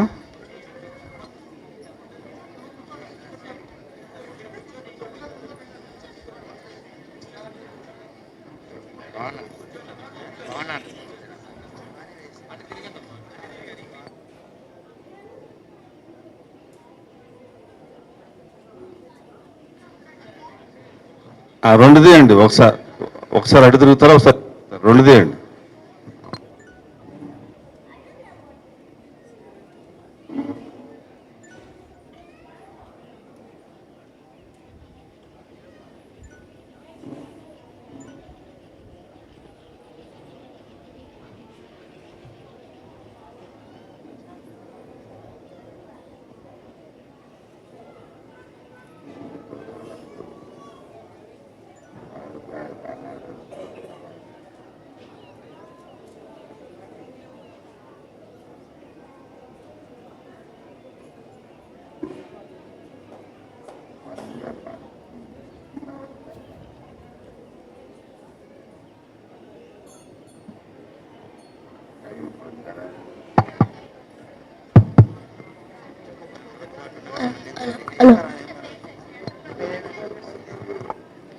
జై శ్రీమన్నారాయణ. శ్రీమాన్ సుధీరాచార్య స్వామి వినుకొండ ప్రాంతంలో చక్కని సంప్రదాయ కార్యక్రమాన్ని నిర్వహిస్తూ మంచి హస్తకళ వారి చేతిలో దేవుడు ఇచ్చారు.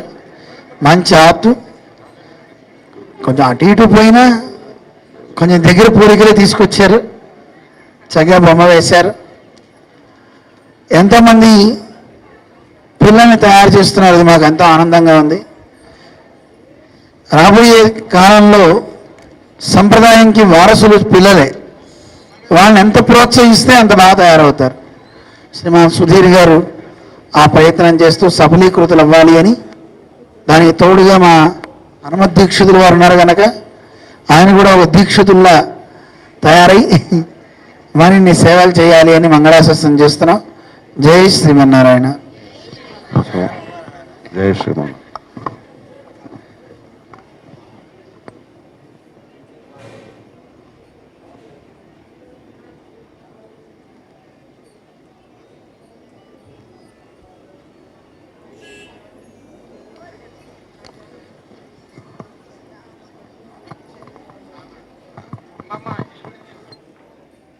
దయచేసి భక్తులు ఎవరు లేవద్దండి, క్రమశిక్షణ పాటించాలి.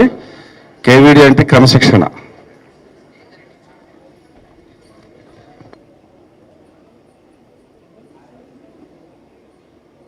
దయచేసి ఎవరు కూడా స్వామివారిని టచ్ చేయకండి. వారిని హాయిగా మనం వీడ్కోలు చెబుతాం. వారిని ఇబ్బంది పెట్టద్దు, ఎవరు కూడా లేవద్దు.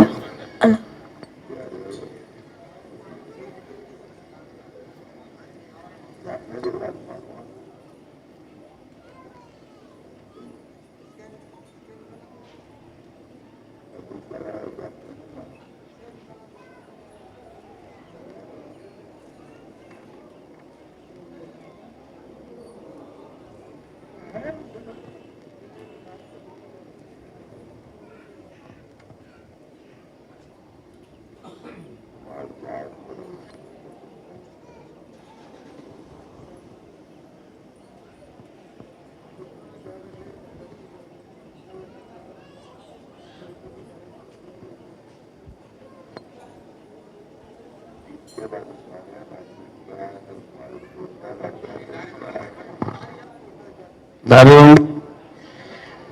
ముందుకు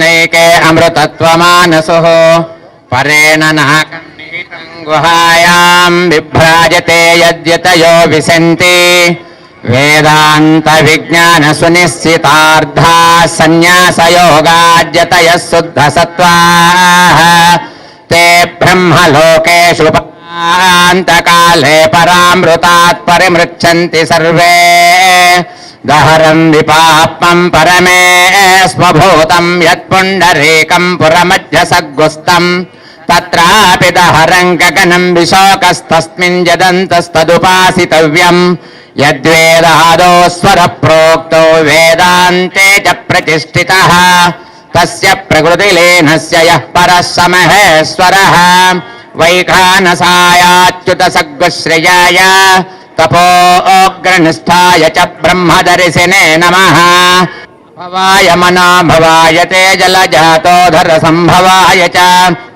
గాం ప్రభవాయ సాక్షిణే గురువర్యాయ నమో నమః.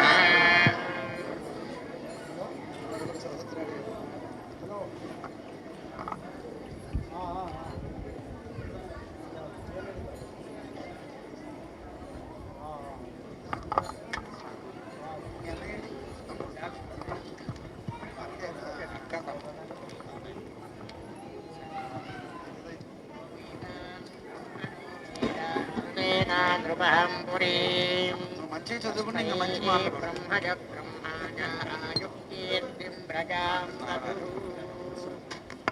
ఒకటే.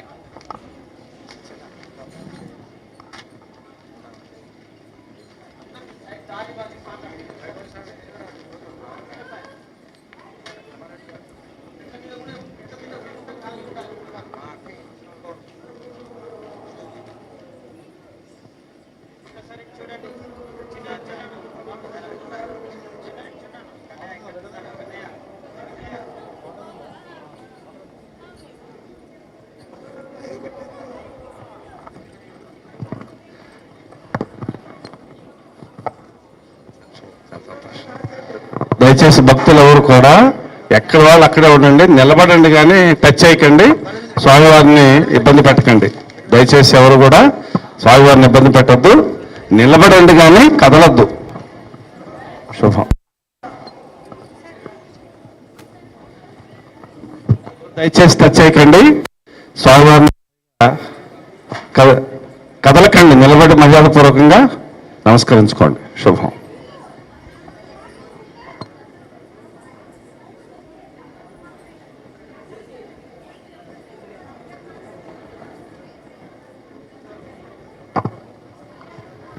హలో హలో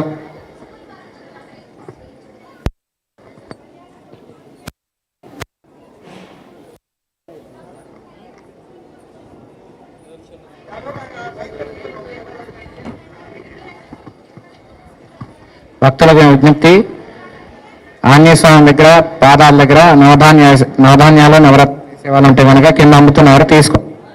నవరత్నాలు నవధాన్యాలు వేసేవాళ్ళు ఉంటే కనుక వేయాల్సిందిగా తెలియజేస్తున్నాం. కింద అమ్ముతున్నారు.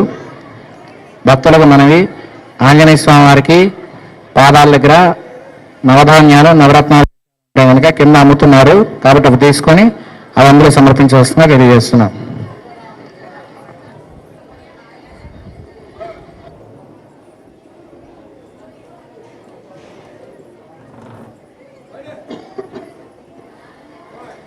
నమో వెంకటేశాయ. అమ్మ భక్తులందరూ దయచేసి స్టూళ్ళ మీద కూర్చునేటప్పుడు లాస్ట్ రోల్ కూర్చోండి, మిగతా వాళ్ళకి అడ్డమవుతుంది, ఏమనుకోకండి. కళ్యాణం వాళ్ళు మాత్రమే ముందు రోలో కూర్చోండి. కేవలం దంపతులే, అందరు ఇబ్బంది పడతారు. దయచేసి కింద కూర్చోలేని వాళ్ళు మాత్రమే స్టూళ్ళ మీద కుర్చీల మీద కూర్చోండి. పిల్లలు కూర్చోగలిగిన వాళ్ళు కింద కూర్చోండి, ఎందుకంటే షార్టేజ్ ఉన్నాయి స్టూళ్ళు కుర్చీలు. అమ్మ అందరు అర్థం చేసుకోండి ప్లీజ్. కింద కూర్చునే ఇబ్బంది లేకుండా ఉండేవాళ్ళు కింద కూర్చోండి, ఎత్తు మీద కూర్చునే వాళ్ళు వెనక్కి కూర్చోండి. ముందలి వాటికి అడ్డమైతే వెనక్కి అంటే మూర్తి రోలాగా కూర్చోండి, రౌండ్గా వరుసగా కూర్చోండి. అమ్మా నేను చెప్తున్నా కూడా మీరు లేస్తలేరు స్వామి.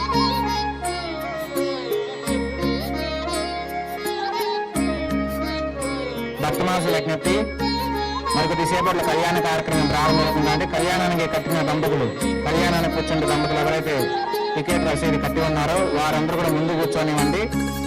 చూసే భక్తులందరూ కూడా ఒక పక్కన కూర్చోండి. కళ్యాణం చేసుకునే భక్తులు ముందుగా వాళ్ళకి ఇచ్చే కార్యక్రమం ఉంటుంది కాబట్టి, సంకల్పం అని చెప్పాలి కాబట్టి కళ్యాణం కూర్చునే దంపతులు ముందు వరుసలో కూర్చోవలసిందిగా తెలియజేస్తున్నాం.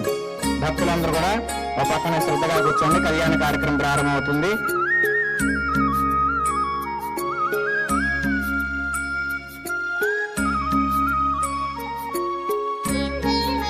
పూలు పండ్లు వస్త్రాలు ఏమైనా తెస్తే మేమే మీ దగ్గరకు వస్తాం. మీరు కూర్చున్నతోనే కూర్చోండి, మేము వస్తాం మీ దగ్గరికి, మీరు తీసుకొని రావద్దండి.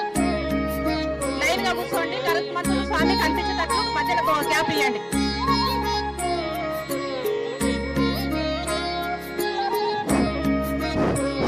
జయ శ్రీమన్నారాయణ. 6వ వార్షికోత్సవం సందర్భంగా అందరికీ శుభాకాంక్షలు. జయ గణేష్. శ్రీకృష్ణ శ్రీ శ్రీనివాసాయ నమః.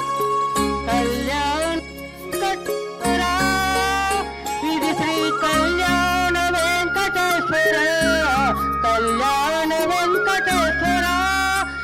శ్రీ కళ్యాణ వెంకటేశ్వర దేవాలయము.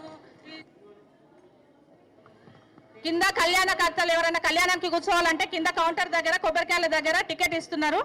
అక్కడ మీ డబ్బులు పే చేసి టికెట్ తీసుకొని రండి, మీ గోత్రనామాలు రాయించుకొని. అక్కడ టికెట్ ఉన్న వాళ్ళని మాత్రమే కళ్యాణానికి కూర్చోబెడుతున్నారు, వాళ్ళ గోత్రనామాలు చెప్తారు. అమ్మా అందరు గమనించండి ప్లీజ్. కింద కళ్యాణానికి కూర్చునే వాళ్ళు కింద కౌంటర్ దగ్గర కళ్యాణ టికెట్ తీసుకొని రండి. కళ్యాణానికి కూర్చునే వాళ్ళు మాత్రమే ఫస్ట్, సెకండ్, థర్డ్ లైన్లో కూర్చోండి. హైట్ మీద కూర్చునే వాళ్ళు పూర్తిగా వెనుక కూర్చోండి. తల్లి కూర్చుంటే కింద కూర్చోగలిగిన వాళ్ళు కిందనే కూర్చోండి, స్టూల మీద కూర్చోకండి. ఎందుకంటే చేతగానోళ్ళు చాలా మంది ఉన్నారు, వాళ్ళు ఇబ్బంది పడుతున్నారు, వాళ్ళు కూర్చుంటారు ఎత్తు మీద. ఎవరన్నా పూలు పండ్లు తలంబ్రాలకు బియ్యం తెచ్చిన వాళ్ళు ఉంటే మీ దగ్గరనే పెట్టుకోండి, మేము వస్తాం మీ దగ్గరికి వచ్చి తీసుకుంటాం. అందరు గమనించండి, మాకు సహకరించండి. గోవిందా.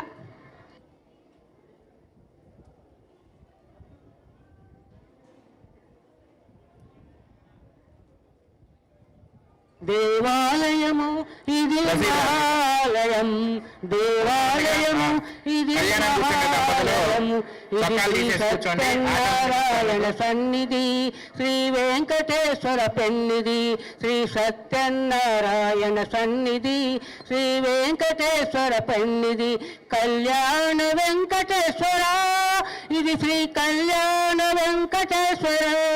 వెలసింది భాగ్యనగరము, వెలసింది భాగ్యనగరము, ఇది నిలిచింది ఎంజాలలో, నిలిచింది ఎంజాలలో. కళ్యాణ వెంకటేశ్వర, ఇది శ్రీ కళ్యాణ వెంకటేశ్వర. కొన్ని వేల గజముల ఆవరణలో, కొన్ని గజముల ఆవరణలో ప్రశాంత వాతావరణములు కళ్యాణ వెంకటేశ్వర, ఇది శ్రీ కళ్యాణ వెంకటేశ్వర. శ్రీదేవి భూదేవి సమేత ఆలయం, శ్రీదేవి భూదేవి సమేత దేవాలయం, కళ్యాణ వెంకటేశ్వర, ఇది శ్రీ కళ్యాణ వెంకటేశ్వర.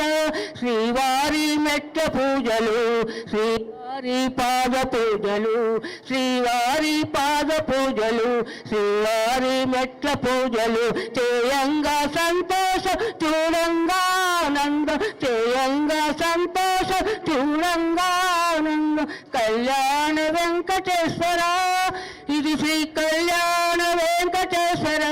శ్రీ గణపతి వరాహ స్వాములు, ఆంజనేయ మొదలగు దేవతలు, శ్రీ గణపతి వరాహ స్వాములు, ఆంజనేయ గణపతి మొదలు కళ్యాణ వెంకటేశ్వర, ఇది శ్రీ కళ్యాణ వెంకటేశ్వర. వివాహముల కోసమై సంతానము కొరహై శివ నవగ్రహ నాగదేవత, శివ నవగ్రహ నాగదేవత పూజలు గృహ శాంతులు చక్కని ఒక గోశాల, గోసేవలు గోమాత పూజలు, గోసేవలు గోమాత పూజలు, ఇంకెన్నో మరో ఎన్ని సేవలు. అందరికీ అనువైన ఆధ్యాత్మిక సేవలు, అందరికీ అనువైన ఆధ్యాత్మిక సేవలు. శరణం శరణం నిత్య కళ్యాణ క్షేత్రము, అయ్యవారి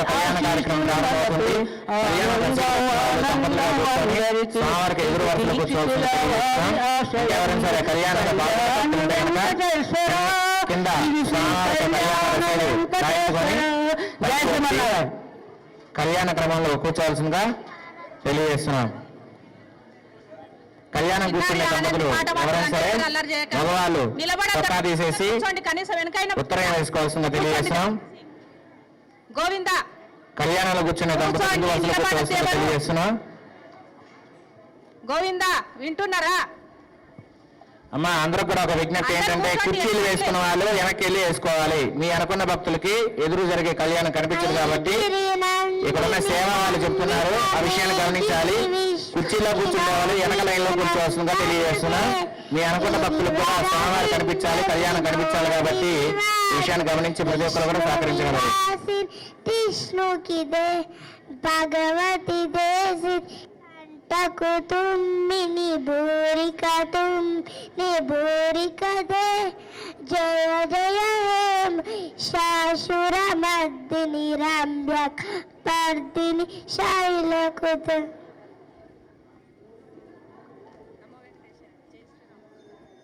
నమో వెంకటేశ. జై శ్రీరామ్. జై శ్రీరామ్.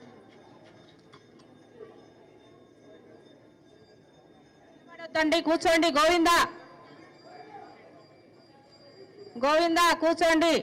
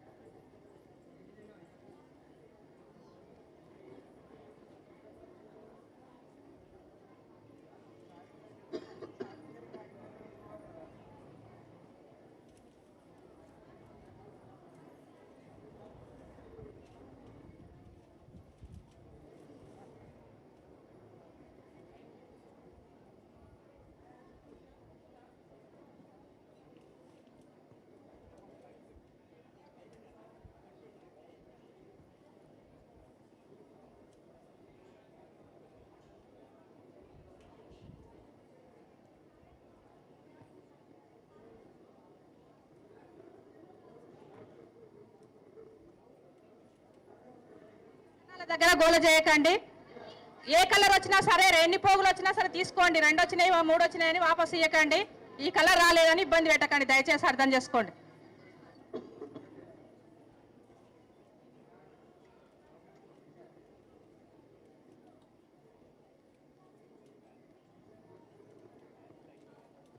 కళ్యాణానికి వచ్చిన వాళ్ళు ఆచమన పాత్ర, గ్లాసులలో వాటర్ ఉన్నాయి, అందరు ఇప్పించుకొని పెట్టుకోండి. లైన్ కి మధ్యలో గ్యాప్ ఇవ్వండి. ఎవరన్నా లోపలికి వెళ్ళే వాళ్ళు వెళ్తారు. గోవిందా. ఆశీర్వాదానికి ఇబ్బంది అవుతుంది.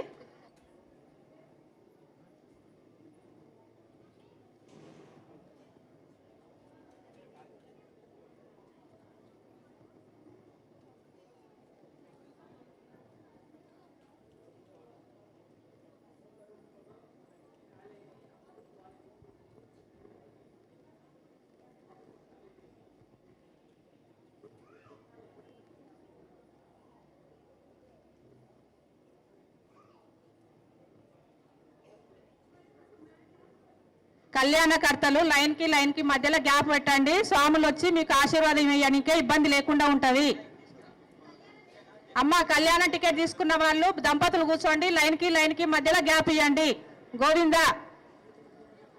మీకు ఆచమనానికి గ్లాసులో వాటర్ ఇచ్చిందో చూసుకొని, ఒకవేళ ఇవ్వకపోతే ఇప్పించుకోండి.